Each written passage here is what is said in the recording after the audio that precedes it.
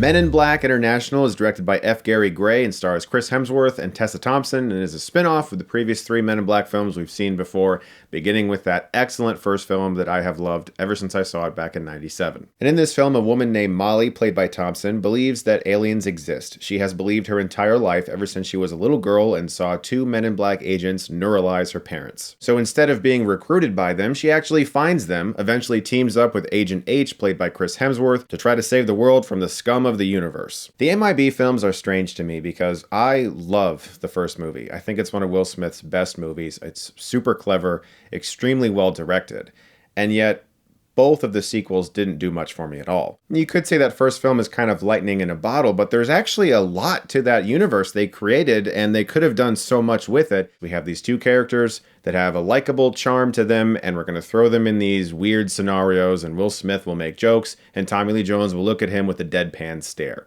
They just kept doing the same thing over and over again. In the third one, they did the same thing again. They just had Josh Brolin play Tommy Lee Jones' character for most of the movie. So when they announced that for the very first time in this franchise's history, a new director was going to be taking over the reins with new characters, F. Gary Gray, a filmmaker I greatly admire, Friday, Set It Off, Straight Outta Compton, Italian Job. All of his films have energy. Even some of his lesser films like Be Cool, they all have a vibe to them. They all feel like they move. And so I was really looking forward to seeing a new voice and a new vision come into this franchise and hopefully enliven it with new characters. Speaking of those new characters, I will just say up front, Chris Hemsworth and Tessa Thompson are the best part of this film. They work together marvelously. Clearly, they have a great rapport with one another. They were together in Thor Ragnarok and Avengers Endgame. They've worked together before. Their chemistry is awesome. They riff off each other beautifully, and they easily make this movie watchable. They are by far the best part of the film. In the all too brief scenes that Emma Thompson is in, she's wonderful, and I wish she was in this entire film, because this is another Men in Black movie.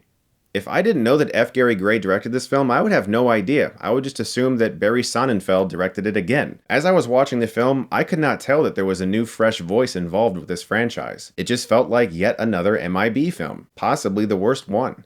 I mean, Men in Black 2 is not that good, but at least it has Will Smith and Tommy Lee Jones and that magnetic chemistry.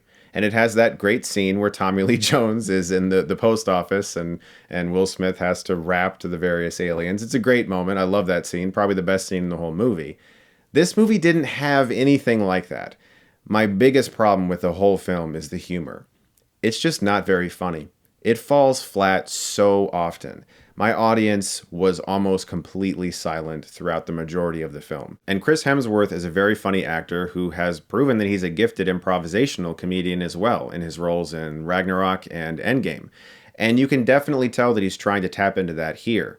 And he's always likable. He's never bad. It's just that whatever material they had to work with was just so weak. And from scene to scene, it almost feels like the movie is making up itself as it goes along. I never really felt like the film had a propelling plot. It's centered around this one device, as usual, but it doesn't really do much to the story. And the villains in the film are these guys that can mess around with matter, and they were just really boring. They barely spoke in the entire movie, and they were just there to be evil CGI guys. For a movie like MIB International to work, it had to feel different. It had to feel revitalized, which is what I thought they were attempting to do by switching everything up.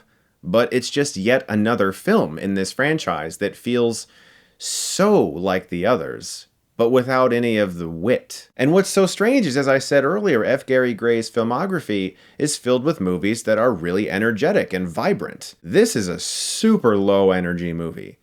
My best compliment that I can give MIB International is that it's breezy. You could have it on in the background when it's on Netflix. Like when you're not paying attention to it? And is that where we are in 2019 with cinema? The best compliment that I can give this gigantic movie is that it can be on in the background and not irritate you?